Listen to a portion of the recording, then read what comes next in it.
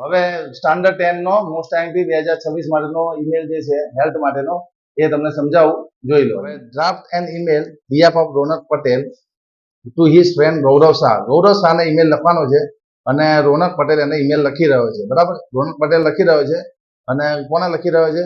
ગૌરવ શાહને. એનો ઈમેલ આપણને અહીંયા આપેલો છે અને શેના વિશે છે? તો telling about importance of the good health, physical fitness અને સિમ્પલ ડાયટ, બરાબર. આ 3 પોર્શન યાદ રાખવાના. કોણ ઈમેલ લખે છે, કોને લખી રહ્યો છે અને એનો ઈમેલ એડ્રેસ અને એનો સબ્જેક્ટ શું છે, બરાબર. તો જો 2 અહીંયા લખ્યું છે ને, gaurav@gmail.com. બધું જ બીજી એબીસીડીમાં લખવાનું, બરાબર. સબ્જેક્ટમાં શું લખવાનું છે? ઇમ્પોર્ટન્સ ઓફ અહીંયાથી લખવાનું, importance of the good health and physical fitness and simple diet. અથવા શોર્ટમાં લખવું હોય તો importance of the good health લખો તો પણ ચાલશે. ને પૂરું લખવું હોય importance of the good health, physical fitness and simple diet એ પણ લખી શકો, બરાબર છે. ચલો, ડિયર એનો મિત્ર છે એટલે ડિયર ગૌરવ.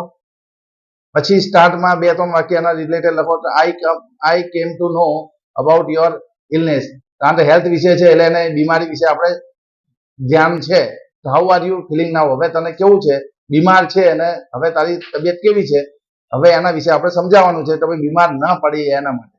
તો I know you are the hard working student. તું બહુ મહેનતુ વિદ્યાર્થી છે. That doesn't mean that you ignore your health. એનો મતલબ એવું ના થયો કે તમારે હેલ્થનું ધ્યાન રાખવું નથી. Health is wealth. જો હેલ્થ સારી હશે તો તારું પરફોર્મન્સ સુધરશે.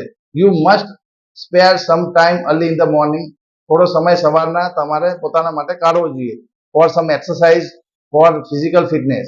થોડી એક્સરસાઇઝ કરવી જોઈએ ફિટનેસ માટે પોતાની. You should go for jogging or take a walk early in the morning. થોડું સવારના જોગિંગ કરવું જોઈએ અથવા ચાલવા નીકળવું જોઈએ, જેને કારણે આપણી બોડી એકદમ ફિટ રહે. Make sure that you get at least 8 hours of good slip.